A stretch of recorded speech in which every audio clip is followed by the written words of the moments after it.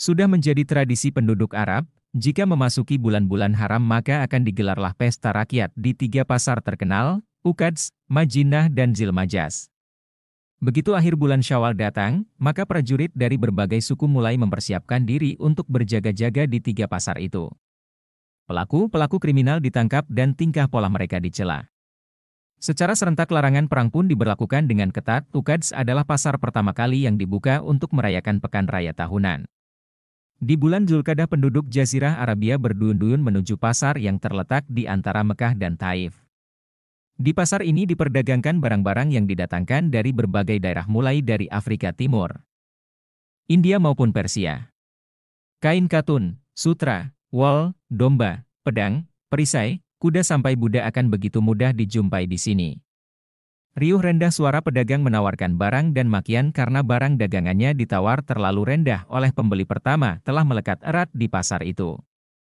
Aroma wangi kemenyan yang berdesakan dengan minyak wangi para pengunjung wanita menciptakan bau aneh, semerbak namun memusingkan kepala. Rengekan anak-anak kecil meminta jajan ditingkahi suara pekerja kasar mengangkuti barang menghiasi sudut-sudut pasar. Keculasan, penipuan dan bujuk rayu memabukkan telah mengkarat dan direkam baik-baik oleh tembok-tembok pasar yang berdiri mematung. Demi menaikkan gengsinya setiap orang yang menghadiri pasar Uqads dapat menghamburkan seluruh hartanya yang ia kayuh selama setahun.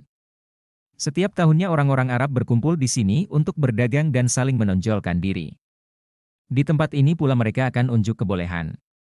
Bagi yang mempunyai ketangkasan berkuda mereka dapat memamerkan kelihayannya di depan pengunjung pasar. Si tukang ramal juga akan ikut meramiakan pekan raya dengan berbagai bualan-bualan khasnya untuk menarik simpati penonton. Si otot kuat dipersilahkan untuk memeriahkan festival dengan mengadakan gulat persahabatan. Yang pandai berdagang, pasar ini menjadi surga untuk meraup untung. Setiap pengunjung melintas di depan dagangannya. Maka mereka akan segera melolong-lolong memuji dagangannya agar mereka tertarik untuk membelinya. Bahkan terkadang mereka berteriak-teriak menawarkan barang seolah seluruh pengunjung pasar itu tuli semua. Dan tentunya ketika seorang pembeli gagal melakukan transaksi, maka ia akan menjadi sasaran sumpah serapah tak keruan si pedagang. Dari seluruh keramaian itu, yang paling ditunggu-tunggu adalah festival para pujangga. Di tempat itu pula para penyair terkemuka membacakan gurindam, puisi cinta, elegi dan sajak-sajak terbaiknya. Di zaman jahiliyah, para penyair mempunyai kedudukan sosial yang tinggi. Mereka termasuk orang-orang berpengaruh dalam tiap kabilahnya. Kemampuan mereka untuk menggoreskan kata-kata akan menjadi penyemangat para pejuang di medan peperangan. Dengan kelihayan meracik puisi, mereka sanggah dan mereka lawan tipu daya musuh. Barisan-barisan kata para penyair sewaktu-waktu bisa menjadi payung peneduh bagi masyarakat. Namun pada kesempatan yang lain, untayan kata-kata mereka mampu menjelma menjadi perisai sekaligus pedang berkarat yang begitu perih untuk menusuk dan merobek keangkuhan musuh. Karena itulah mereka sangat dihormati dan dibanggakan oleh sukunya masing-masing. Keramaian pasar Uqads biasanya hanya berjalan selama 20 hari. Selanjutnya keramaian akan berpindah ke pasar Madinah dan berakhir di pasar Zilmajas, Mina, pada bulan Zulhijjah. Saat itulah para jamaah haji biasanya akan mampir di pasar ini untuk membeli oleh-oleh dan kebutuhan pokok lainnya. Sekali lagi Mekah menjadi tempat terbaik untuk pertemuan antara penghamba uang dan penyembah Tuhan. Untuk berjualan di tiga pasar tersebut, orang-orang Arab tidak harus datang sendiri guna memperjualbelikan dagangannya. Mereka bisa mengupah seseorang yang ia percaya kemudian tinggal menunggu hasilnya. Begitulah yang dilakukan An-Nu'man bin Munzir. Waktu itu ia memiliki beberapa dagangan yang ingin dilemparkannya ke pasar Uqads. Untuk mengurusi perdagangan ini, ia berniat mencari seseorang yang berani bertanggung jawab penuh akan keselamatan dagangannya. Dua orang laki-laki mendekat menyatakan kesanggupannya. Dia adalah Al-Barad si pemberang dari Bani Kinanah dan Urwah bin Utbah sang pengembara dari Bani Qaishi. Al-Barad selama ini memang terkenal pemberani namun ia kurang begitu disukai di lingkungannya. Dia terkenal mudah tersinggung dan cepat naik pitam. Melihat mereka berdua, An-Nu'man segera menyambutnya dan mencoba menjajaki.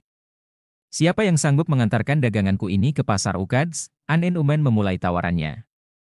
Aku sanggup mengantarkannya dan aku jamin dagangan itu akan aman dari gangguan Bani Kinanah. Tapi yang kuharapkan daganganku aman dari gangguan siapapun. An-Nu'man menegaskan. Urwah yang mendengar hal itu merasa ada sedikit celah untuk menawarkan jasanya. Ia segera menimpali percakapan itu. Saya tidak bermaksud menghina. Apakah anjing yang telah dikucilkan itu sanggup mengantarkan dagangan tersebut? Aku akan membawanya, aku jamin dagangan itu akan aman dari gangguan Bani Syaibu dan Kaisum, penduduk Najd dan Tihamah itu. Apakah kamu bisa menyelamatkannya dari Bani Kinanah, wahai Urwah, Sumut Barat? Ya, bahkan dari semua orang. Jawab Urwah tegas. Urwah akhirnya berhasil mendapatkan kepercayaan untuk mengantar dagangan Anen Umen. Ia pun segera berangkat menuju pasar Ukads untuk memenuhi janjinya. Sebelum berangkat ia menyiapkan semuanya dengan baik agar majikan barunya itu tidak kecewa. Di lain pihak, Barat yang gagal mendapatkan pekerjaan itu merasa geram. Jiwa pemberangnya bangkit namun untuk sementara ia hanya diam menyaksikan Urwah mempersiapkan barang bawaannya. Barat tak dapat menerima kenyataan ini. Ia terus membuntuti Urwah dan ketika sampai di situ dia berhasil menikam seterunya itu. Begitu sakit hatinya terlampiaskan, Barat melarikan diri bersembunyi di Haibar. Namun pembunuhan yang dilakukannya tercium oleh dua orang laki-laki Bani Qais, As'ad bin Jawin dan Musawir bin Malik. Mereka berdua segera melakukan pengejaran ke Haibar untuk meminta pertanggungjawaban Barat. Si pemberang dari Bani Kinanah itu dianggap telah menodai bulan suci haram. Sayang mereka berdua juga berhasil dihabisi oleh Barat. Ia benar-benar kalap hingga tak lagi mengindahkan larangan saling membunuh di bulan haram tersebut. Setelah persembunyiannya tercium, Barat segera kembali ke Mekah. Seorang laki-laki dari Bani As'ad berhasil ia suruh untuk memperingatkan para pedagang Quraisy yang sedang berada di Ukads. Suku Quraisy beberapa tahun terakhir memang telah bersekutu dengan Bani Kinanah. Tentunya kerjasama ini menyangkut segala bidang, termasuk perang dengan segala konsekuensinya.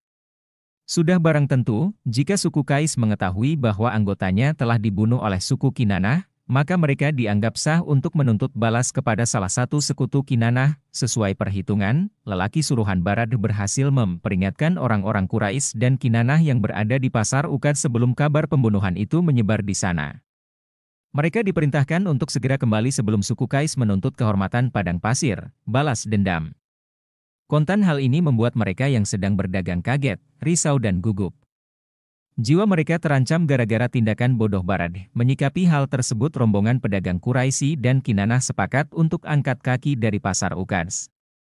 Tentunya hal itu dilakukan dengan teratur untuk menghindari kecurigaan orang-orang Qais. Perlahan namun pasti mereka berhasil meninggalkan pusat keramaian. Begitu keluar dari sana mereka segera memacu tunggangannya agar segera sampai ke tanah haram. Sayang kabar pembunuhan yang dilakukan lelaki Kinanah itu segera terendus ke pemukiman suku Qais. Amr bin Malik selaku kepala suku Qais merasa terpanggil jiwanya. Darah anggota sukunya telah mengalir, sekarang tiada yang lebih penting lagi kecuali menuntut balas. Prajuritnya dipersenjatai lengkap dan dikerahkan untuk melakukan pengejaran pada kaum Quraisy dan Kinanah. Karena begitu antusiasnya untuk menuntut balas, akhirnya mereka berhasil mengejar buronannya di daerah Nahlah.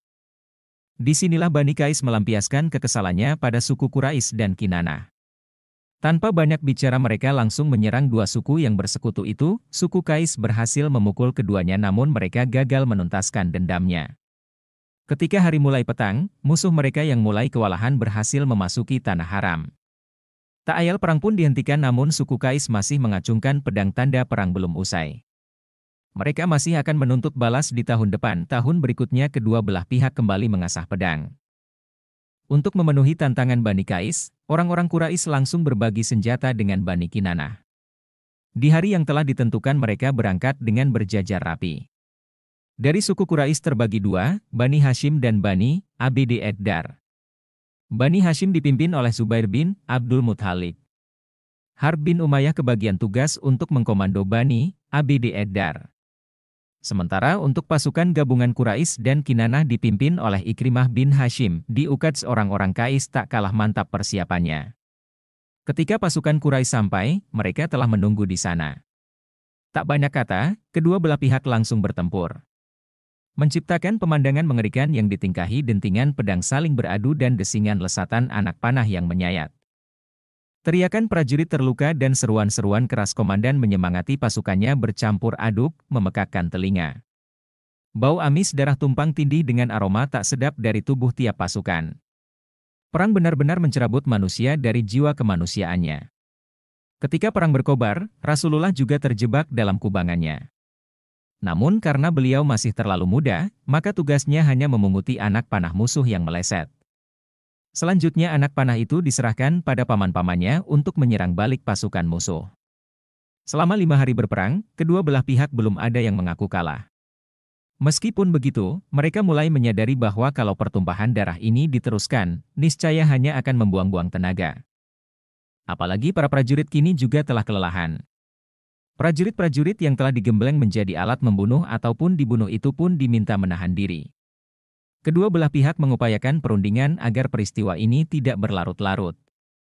Mereka sadar kalau peperangan ini tetap diteruskan maka hanya akan menambah jumlah wanita-wanita janda dan anak yatim. Untuk itu, pemuka-pemuka segera berkumpul membicarakan keputusan yang terbaik. Peperangan ini berakhir dengan diadakannya perdamaian bersyarat. Pihak yang prajuritnya lebih banyak menjadi korban maka mereka berhak mendapatkan tebusan. Tidak semua korban dimintakan tebusan, namun hanya sejumlah prajurit yang melebihi pihak lawan.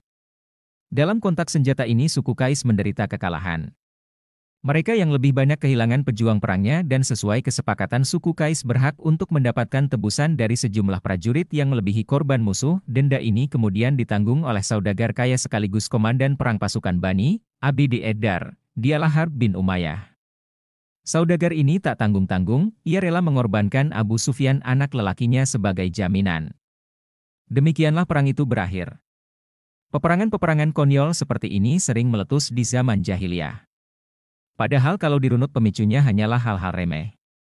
Peristiwa seperti ini terus-menerus terjadi sampai Allah menyatukan hati mereka dan menghilangkan kesesatan dengan menyebarnya agama Islam.